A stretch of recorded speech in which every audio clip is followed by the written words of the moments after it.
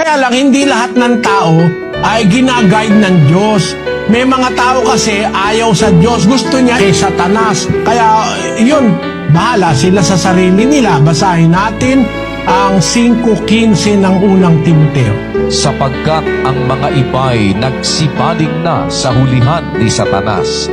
Ang Diyos, gusto niya i-guide tayo. Pero pagka pumupunta ka dun sa kaaway niya, papabayaan ka niya ron. Gagawa siya ng paraan para ikaw maligtas, mapabuti. Pero pagka talagang willfully ayaw mo siyang kilalanin, hahatulan ka ng Diyos. Dadalhin ka na sa kampo ni Satanas, papabayaan ka na. Basahin natin ang 2 Tesalonica 2:11. At dahil dito'y ipinadadala sa kanila ng Diyos ang paggawa ng kamalian upang magsipaniwala sila sa kasinungalingan, upang mangahatulan silang lahat na hindi nagsisampalataya sa